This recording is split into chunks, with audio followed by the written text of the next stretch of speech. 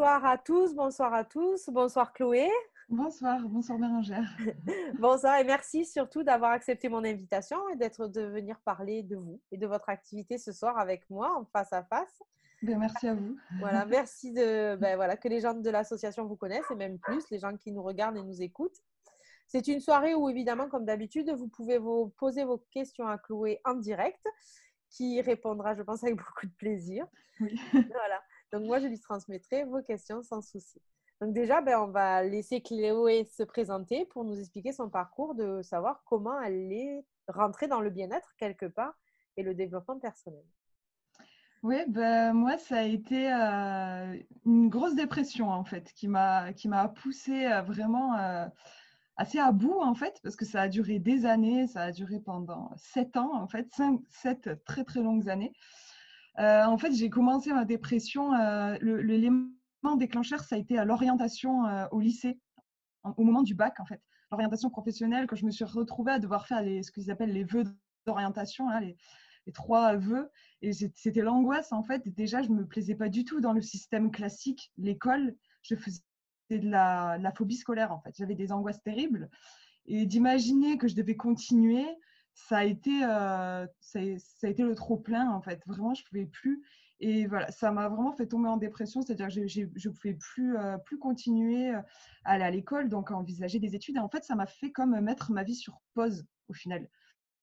C'était difficile en plus parce que c'était un moment, j'avais 17-18 ans. C'est un moment où il faut construire sa vie et moi, je me retrouvais au bord de la route. Enfin, c'était très difficile. J'avais l'impression que je voyais tout le monde qui passait vite et moi, je restais et ma dépression m'a vraiment, ça m'a comme immobilisée et c'était compliqué forcément pour mon entourage j'ai été dans pas mal de dispositifs, autant psychologiques que sociaux en fait, où on a essayé de faire un peu rentrer dans le moule de la société, essayer de forcer en se disant ça va bien finir par rentrer à un moment. Et bon, moi en plus j'étais jeune et je savais pas trop, donc j'ai suivi le courant, j'ai suivi ça.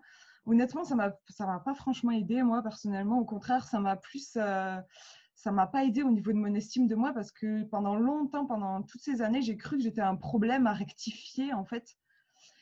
Et puis à un moment donné, il m'a fallu beaucoup de temps, mais j'ai dit stop en fait. Je me suis dit, je ne peux pas continuer comme ça. Je voyais les années qui passaient et j'étais en train de mettre ma vie en l'air. Enfin, j'étais très très mal à cause de ma dépression. Enfin voilà, moi j'avais carrément des envies suicidaires, donc j'étais hospitalisée régulièrement en psychiatrie. Enfin, je voyais ma vie, j'étais là, je ne peux pas continuer comme ça, c'est pas possible.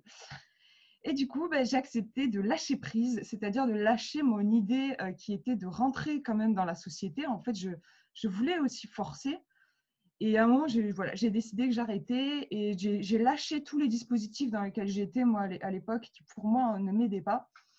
Et je me suis mise à me tourner vers en fait, le développement personnel, le bien-être. Et donc, j'étais vraiment dans ma grotte. Enfin, je restais, comme j'avais énormément d'angoisse, je restais beaucoup chez moi. Et donc, en fait, je commandais énormément de livres. Je me suis mis à lire 2-3 livres par semaine et un peu sur tous les sujets et c'était du développement personnel, ça pouvait aller jusqu'à de la spiritualité en fait et j'essayais je pense inconsciemment, enfin j'étais guidée par mon intuition, je crois que je cherchais le sens que moi je voulais et pas celui que les gens voulaient que j'ai, enfin voilà, ce truc de rentrer dans la société, chercher autre chose. Et c'est là que j'en ai appris plus sur l'hypersensibilité, où ça m'a permis de me comprendre. En fait, j'ai compris que c'était pour ça que je ne me retrouvais pas dans le système classique, que j'avais des émotions qui étaient particulièrement fortes et que j'avais des choses à gérer que la plupart des gens n'avaient pas à gérer, en fait. Et du coup, c'était un peu déséquilibré parce que j'essayais de vivre comme tout le monde, alors que je n'étais pas comme tout le monde. J'avais des paramètres qu'il fallait prendre en compte, en fait. Du coup, ça m'a vachement aidée et petit à petit, ça a été tout un chemin où au lieu d'essayer de me changer, j'ai commencé par me dire que peut-être fallait que je m'accepte. Et plus encore, à un moment, je me suis même dit que ma sensibilité, plutôt que d'essayer de la tempérer, je me suis dit que j'allais même l'exploiter. Je suis allée à l'inverse, en fait. J'ai vraiment fait un chemin inverse. C'est ça qui, petit à petit, m'a fait sortir de ma dépression, en fait. Et donc, je me suis tournée vers des livres qui parlaient d'hypersensibilité, de sensibilité, même d'intuition. Et c'est comme ça que j'ai découvert de fil en aiguille la cartomancie.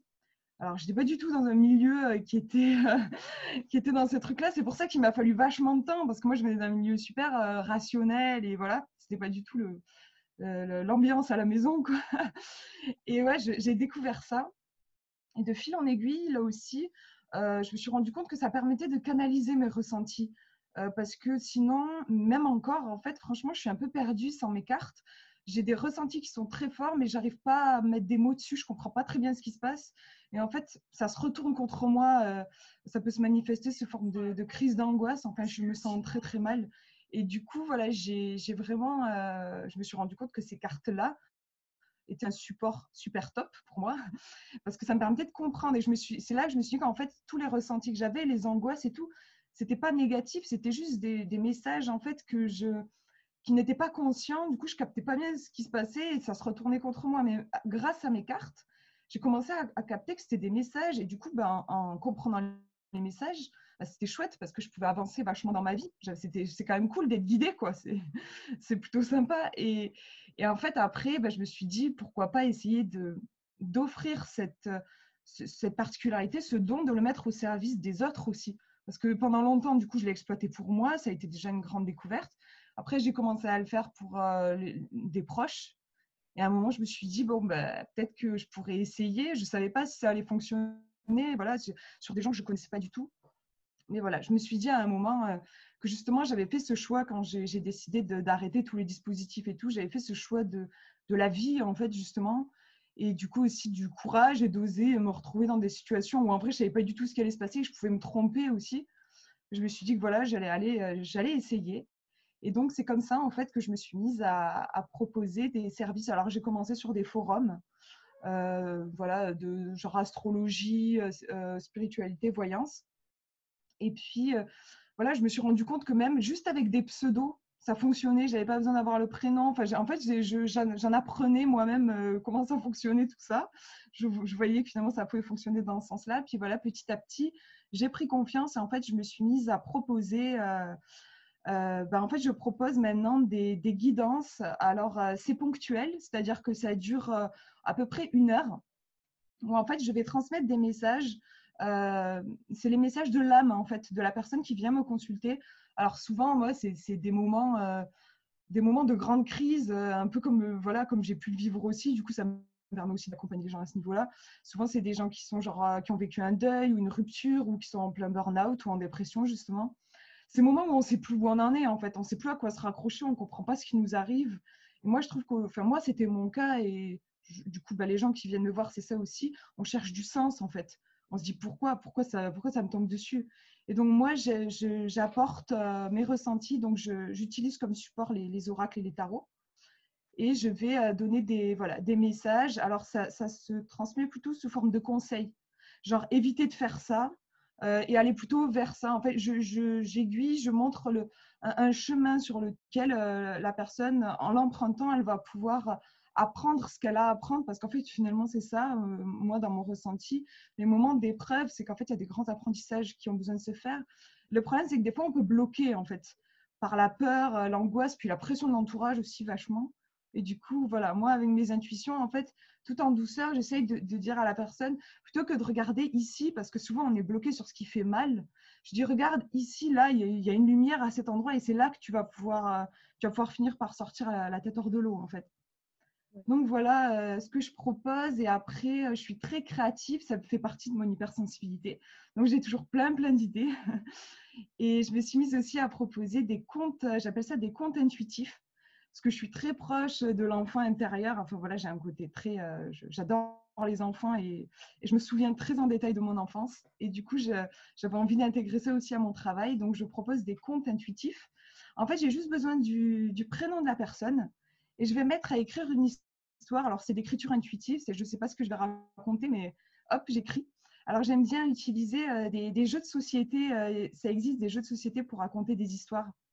Donc, je prends 3 cartes, comme quand je fais avec un oracle ou un tarot, et puis je vais regarder, genre sur la première carte, il y a, je sais pas, une souris, je vais dire, il était une fois une souris, puis je passe à la deuxième carte, enfin voilà, puis ça, à peu près, ça fait genre 2-3 pages, une histoire, un conte. Et en fait, il y a des messages qui sont intégrés voilà, à l'intérieur. C'est le langage des contes. J'ai toujours été passionnée par ça parce que c'est que de la symbolique, en fait. Oui. Donc, ça va parler au niveau inconscient et ça aide aussi vachement par rapport au traumatisme. Parce que quand il y a des choses qui sont trop difficiles, en fait, on a des barrières psychologiques qui vont nous empêcher d'y aller parce que ça fait trop peur et on va se protéger. Et l'avantage des contes, c'est qu'on a toute cette imagerie, tout cet imaginaire qui est merveilleux, qui est plus agréable, plus accessible et qui va permettre du coup de dépasser en fait ces blocages et d'aller visiter des endroits qui sont peut-être difficiles si on l'aborde de face, quoi. Donc voilà. Et puis après, voilà, j'ai aussi des projets de création d'oracles parce que j'ai signé chez ma maison d'édition préférée. Je suis super contente. C'était en décembre dernier. C'est Alliance Magique. Donc, ils publient autour de la spiritualité. Ils font aussi tout ce qui est ésotérique, en fait, hein, la voyance. Et ils publient pas mal d'oracles et de tarots. Et ils sont venus me voir. C'est drôle parce que voilà, j'étais pas chez eux. En fait, ils sont tombés sur ma chaîne YouTube. Parce que je me suis aussi mise à faire une chaîne YouTube. En fait, quand j'étais en dépression et que je lui disais vachement, je me suis dit, c'est dommage parce que j'étais dans ma petite tour enfermée chez moi et j'étais trop fragile pour sortir. En même temps, j'avais envie de contribuer. Et je me disais, c'est fou parce que grâce à ma dépression, j'ai du temps en fait. Tu sais, je me suis rendu compte que ma dépression, bon, même si ça a été très dur, elle m'a offert un truc super précieux, c'est le temps. Et je me suis rendu compte que la société ne nous offre pas ce temps, justement. Quand j'étais en terminale, là, quand il fallait que je fasse mes feuilles d'orientation, il fallait vite, vite que je trouve. Et donc là, ce temps-là, je me suis dit, moi qui ai cette chance, j'ai envie d'offrir tous les bouquins que je lis et tout ça, de faire des résumés, d'en parler. Et du coup, voilà, j'ai commencé à créer une chaîne YouTube qui s'appelle Licorne Indigo. Et puis, je me suis mise en fait à me passionner. En fait, c'est marrant, ça a suivi mon évolution psychologique. Au début, je faisais pas beaucoup de vidéos, je présentais quelques livres et puis petit à petit, je me suis intéressée aux oracles et au tarot. Et en fait, maintenant, c'est vrai que c'est le truc que je présente le plus en fait. C'est vraiment. Et je propose aussi des guidances en vidéo parce que j'aime beaucoup l'idée en fait que les gens puissent être autonomes, qu'ils puissent chez eux déjà avoir des informations et après j'aime bien pousser aussi à la réflexion, je donne des pistes en fait. Et en fait la maison d'édition ils m'ont repéré comme ça parce que je présentais un de leurs oracles et puis du coup ils m'ont proposé d'écrire un cahier de vacances. Ils avaient pour projet de faire toute une collection sur des cahiers de vacances spirituels en fait, donc pour adultes, mais inspirés des cahiers de vacances voilà, qu'on avait quand on était petit. Donc en plus c'est génial puisque moi qui adore être pour les enfants, c'était complètement adapté. Et ils m'ont demandé de faire un truc sur le bien-être. Donc c'est large le bien-être. Donc je me dis comment est-ce que je vais pouvoir vraiment synthétiser quelque chose autour de ça. Et j'ai décidé de l'orienter autour du merveilleux. Parce que finalement, c'est vraiment ce qui m'a permis, moi, de sortir de ma dépression. C'est pour ça aussi que j'aime les oracles. J'aime les couleurs. C'est pour ça que j'aime les contes aussi. J'aime les couleurs. J'aime les fées, les licornes, les univers fantastiques. En fait, j'adore ça. Et l'imaginaire, pour moi, c'est plus que juste de la fantaisie, juste le fait de s'amuser. Pour moi, on peut vraiment accéder à son intuition et avoir des messages forts en s'amusant comme les enfants, en fait. Et du coup, voilà, je me suis dit que j'allais écrire autour de ça et je suis partie sur ce truc et je l'ai appelé « Enchanter son quotidien ». Donc, du coup, je vous montre. Donc, c'est un petit guide pour cet été si vous avez fait les devoirs de vacances, en fait. Hein. Voilà, voilà, c'est ça. Donc, ouais, il y a des doubles pages, en fait, de théoriques. Donc, c'est juste… hop, il faut que je le mette comme ça. Où en gros, je donne des anecdotes, des citations, toute une réflexion sur un sujet. Et puis après, vous avez une double page d'exercices. Enfin, d'exercices, c'est un peu plus des petits jeux, quoi. Ouais. Donc, il y a des trucs à compléter. J'ai fait aussi des petits tests. J'adorais ça quand j'étais petite, je me souviens. Les magazines, vous avez genre des tests de personnalité un peu mignons. Et en même temps, là aussi, ça peut ouvrir à la réflexion si on veut aller plus loin. Donc, j'ai bien aimé parce qu'ils m'ont demandé de rester. La maison d'édition m'a demandé d'avoir ce ton léger parce que c'est quand même un cahier de vacances, quoi. C'est pas pour se prendre la tête. Donc, il y a de l'humour, c'est tranquille, quoi. Et en même temps, voilà, je donne des petites pistes et l'idée, en fait, c'est de voir la beauté dans des choses qui nous paraissent banales. et dont on n'a plus conscience. En fait, je trouve qu'on passe à côté de beaucoup de choses sans se rendre compte du potentiel qu'il y a dans des petits trucs, quoi. Genre, je sais pas, je vous parle des couleurs, par exemple. On porte des couleurs quand on s'habille. Bah, déjà, il y a plein de choses à savoir sur la symbolique des couleurs, ce que ça peut nous apporter. Je parle de l'art aussi, du pouvoir guérisseur de l'art. Donc, l'art peut y avoir la musique, mais même le cinéma aussi. Enfin, voilà, on ne se rend pas compte aussi, mais qu'on a accès à plein de choses aujourd'hui. Je parle de la lune aussi, des pouvoirs des cycles de la lune. L'ombre, après j'aime bien faire un peu de psychologie aussi. Je pense que c'est peut-être mes nombreuses années auprès des psys, ça a déteint sur moi. Mais ouais, l'ombre, c'est aussi un sujet qui est super important pour moi parce que je trouve que dans le développement personnel, on peut des fois le diaboliser. Genre les choses négatives, il ne faut pas y toucher, ça va nous faire du mal, il faut les laisser de côté. Ça peut être un travers, en fait. Si on lit vite fait le développement personnel, sans s'en imprégner vraiment, on peut faire des raccourcis comme ça qui, pour moi, sont même dangereux, parce qu'en vrai, on est clairement, l'ombre fait partie de notre humanité.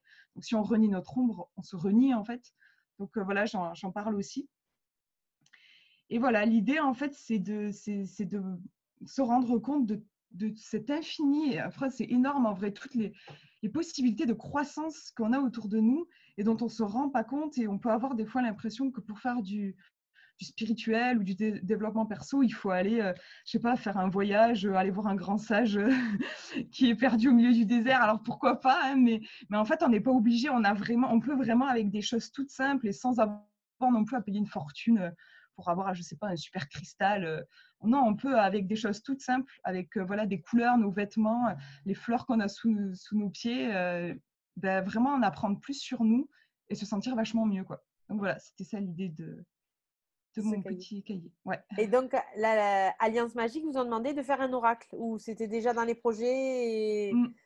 Ouais, non, ils m'ont pas demandé, mais c'est juste que je suis toute contente. Ouais, maintenant, c'était un rêve pour moi de signer chez une maison d'édition parce que voilà, comme je disais, je suis super créative, j'ai au taquet d'idées en fait.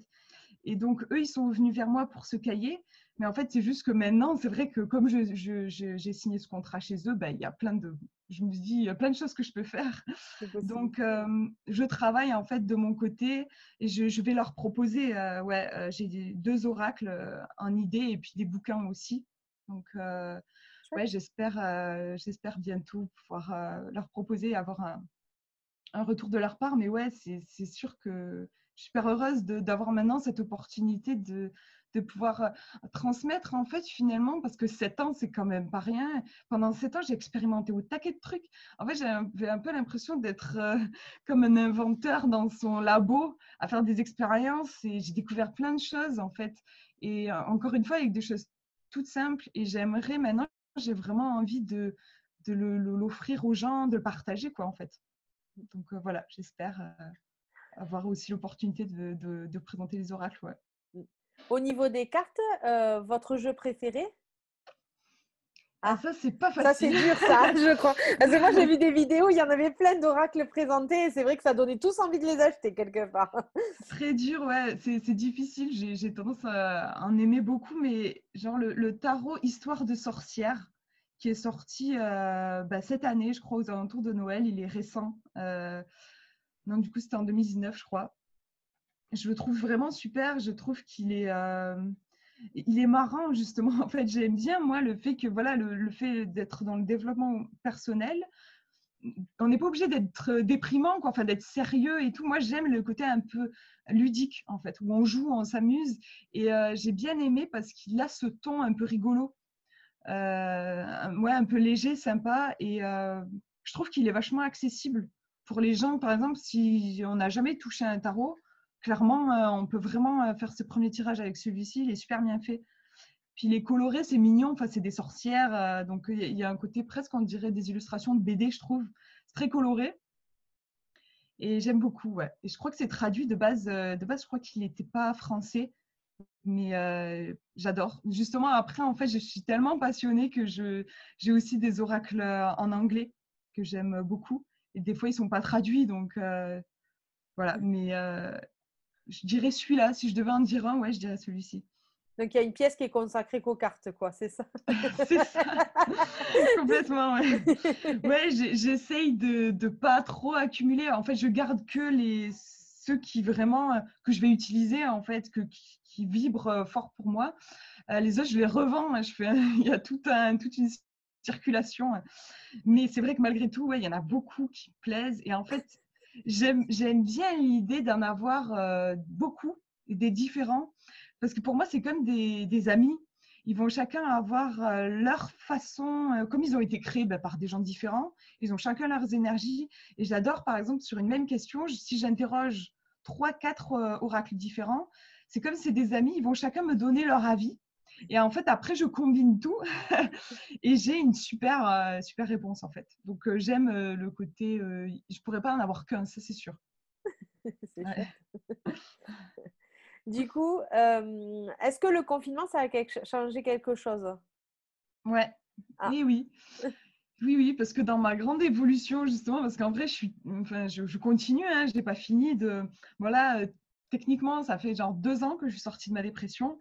Mais après, voilà, je ne suis pas une machine. Et quand je dis sortie de ma dépression, c'est que j'ai plus de pensée, d'idées noires. Mais voilà, je reste fragile, je reste encore. Enfin, j'y vais doucement, en fait, parce que je sais que voilà, je suis sensible et qu'il ne faut pas non plus que je brûle les étapes. Mais le confinement, justement, ça m'a. Ouais, je sais pas, ça a changé un truc. Je sais pas pourquoi, en fait, sûrement le côté. C'est vrai que c'était particulier comme événement. Enfin, je sentais vachement, justement, moi qui suis très sensible aux énergies, je sentais pas mal de gens vachement perturbés. En fait, c'est drôle parce que moi, ça n'a rien changé à ma vie.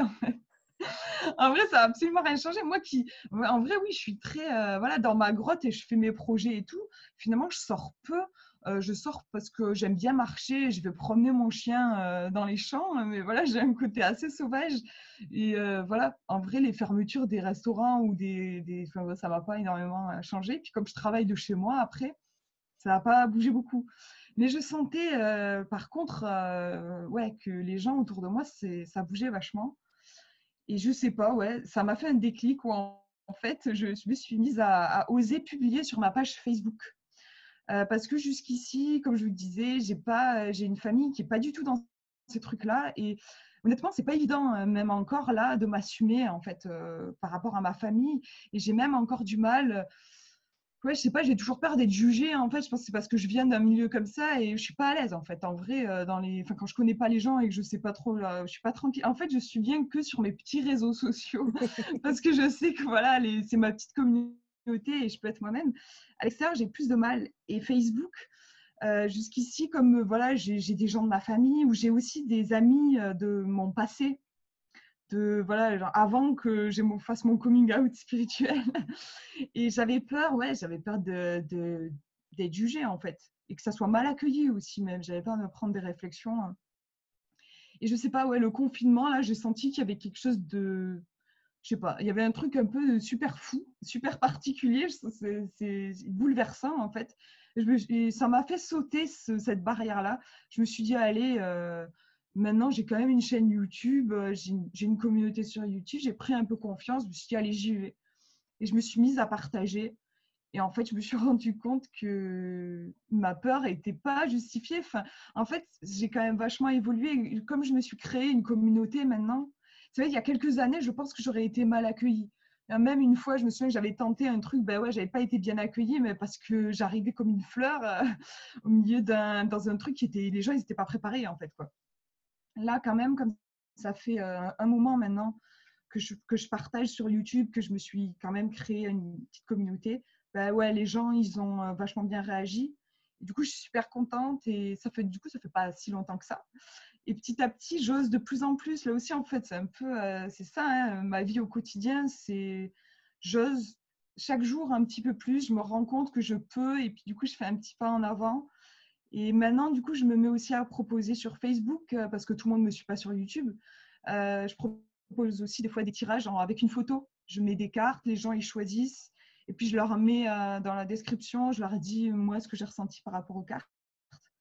Et ça me fait super plaisir, quoi, parce qu'encore une fois, ça me permet d'échanger encore plus, en fait, de toucher encore plus de gens. Et c'est super. de raconter un peu plus votre histoire encore. Voilà, c'est ça, exactement. Ouais. Très intéressant ça comme histoire en plus. Euh, du coup, Chloé, si on veut vous contacter, comment les gens peuvent faire?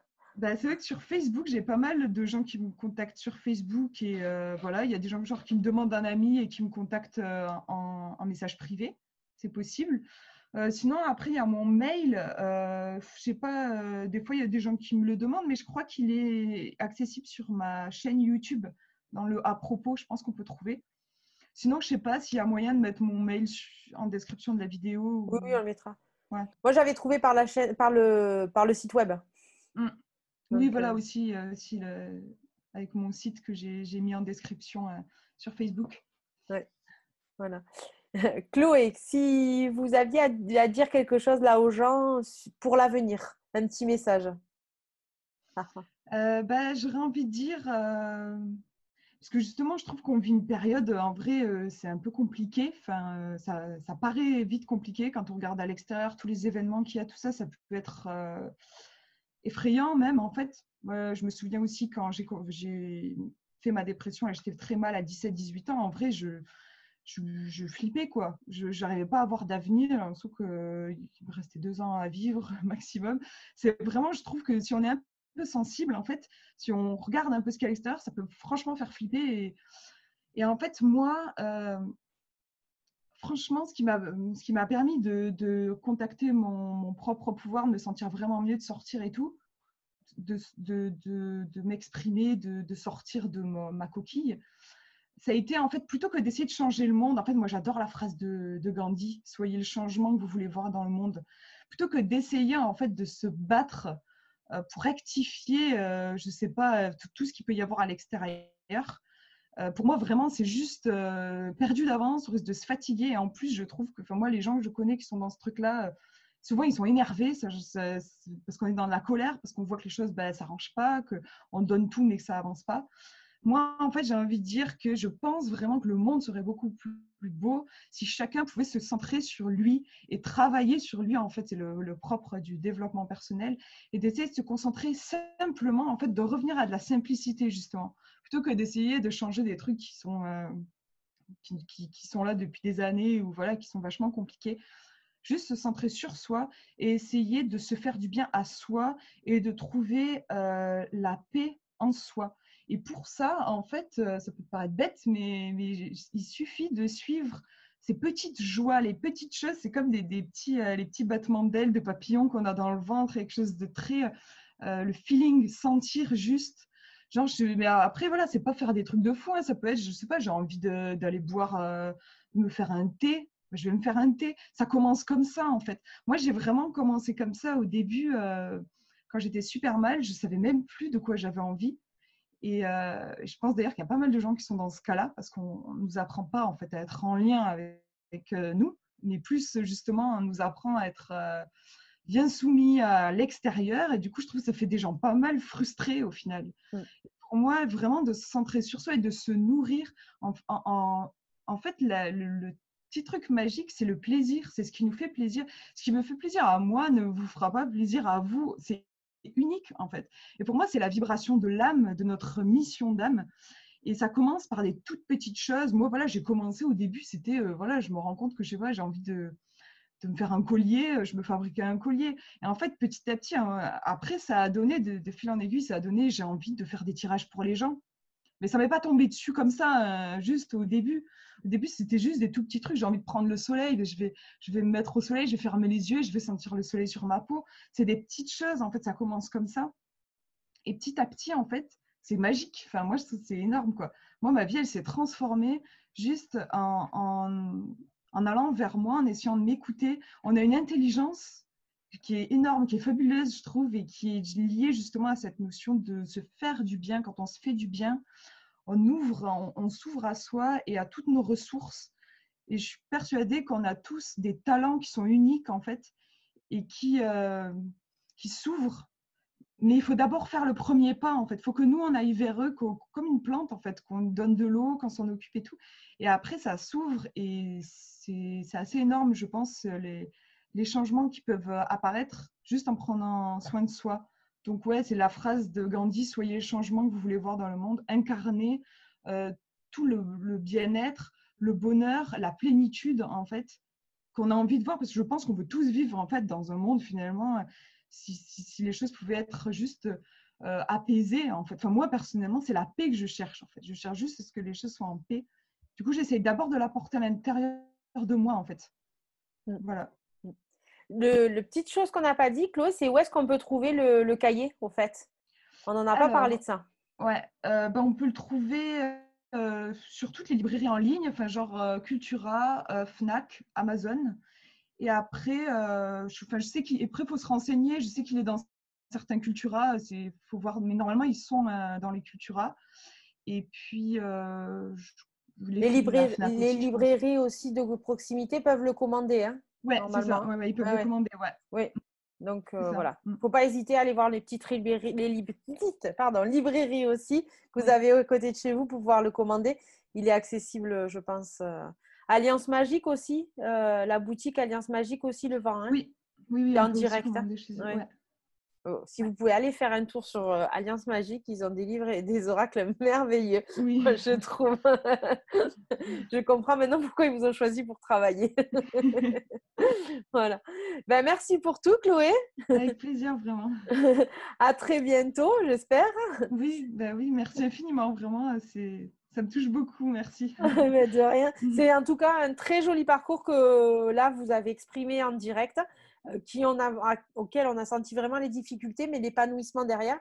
Et je pense que ben voilà, s'il y a plein de gens qui peuvent vous écouter pour sentir qu'on peut sortir de la détresse pour se trouver soi, c'est vraiment beau, quoi. C'est un joli témoignage. Merci beaucoup. Merci de l'avoir partagé ici sur la chaîne d'Aedium. Avec plaisir. Voilà. Donc, vous pourrez retrouver d'ici peu sur YouTube la chaîne de l'association, Association Aedium France, l'interview de Chloé, qui, je pense, le transmettra aussi à ses réseaux. Donc, pas de souci. Ben, merci à tous. Merci d'avoir été là. Bonne soirée. À très bientôt. Au revoir, Chloé. Au revoir.